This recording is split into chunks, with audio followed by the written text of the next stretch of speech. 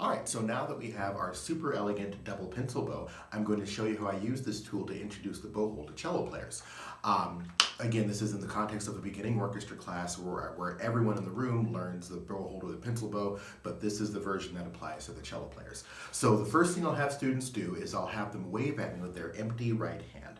And I do that on purpose because my beginners tend to be 9 and 10-year-olds, not all of whom have quite figured out which way their right and left are yet. So I have everyone in the room just wave at me with their right hands, and I'll look out and I'll say, okay, Johnny, your other right hand, and kind of make a joke out of it. But we have to make sure that they're getting ready to put the bow in the correct hand.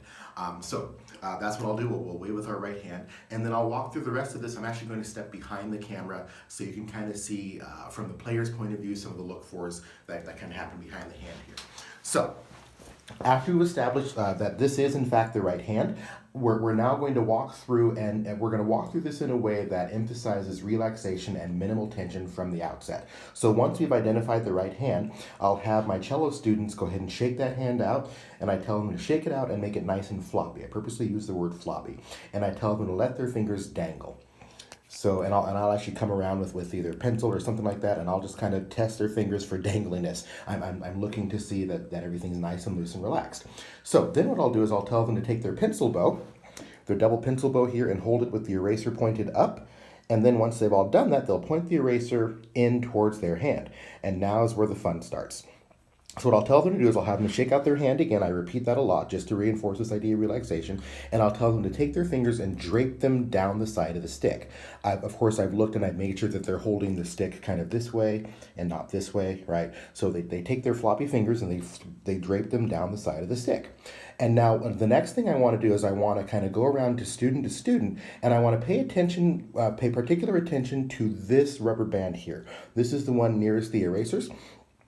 Because what I want to do is I want to help them position it to where their middle and ring fingers, you can see on the opposite side of the stick here, are on opposing sides of the rubber band. And here's why that's important. The next thing they're going to do is I'm going to have them wiggle their thumb. So we wiggle our thumb, right? This is again is to encourage that looseness and flexibility of the fingers. And I have them take their thumb and place them between the two pencils just up against that rubber band. I don't know if you can see that there, but I got the two pencils just up against the rubber band. And the bow hold is essentially complete at this point. I always kind of tease when I'm in a heterogeneous class, I tease the violins and violas a little bit because my process for them is considerably more complicated. But here's what I'm after. I'm after a bow hold, the shape of which really follows kind of the natural spacing and curvature of the fingers here.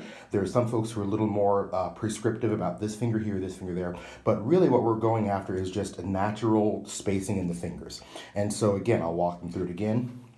We flop the hand, we take the pencil, point the eraser here, flop the fingers down the side, we take the thumb, the end of the thumb, and rest it just against that rubber band, having made sure that our two longest fingers, and I call them the longest fingers, are on both sides of the rubber band here.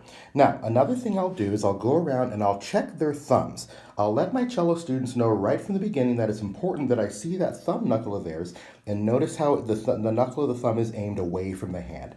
That's very, very important. What many students will do as they get into this and even years down the road, you'll often catch them doing what we call a banana thumb. And that's where instead of the knuckle pointing out or being concave, or convex rather, the thumb becomes concave and goes in towards the hand here. And what this does, the problem with this is it creates a lot of tension that starts here in the thumb and actually runs all the way up the arm. So it makes everything about the bow technique very, very complicated. It also makes it harder to keep a nice hold on the bow. So that's one of the things I check from the very first bow hold lesson. So if we come and we look at a front view here, this is what it'll look like to the teacher. Notice how that there's a curve to the fingers here. There we go. There's a curve to the fingers. There's kind of a natural gentleness to that curve. And you can even kind of peek it around the side and see the curvature of that thumb knuckle as well. For some students, you'll notice that their pinky just happens to fall naturally right between the two pencils here. Not everyone will, and I don't typically insist on that, but for some it'll just naturally fall that way. But in any event, this is my initial cello bow hold. And in fact, the professional bow hold we'll learn later on really isn't any different from this.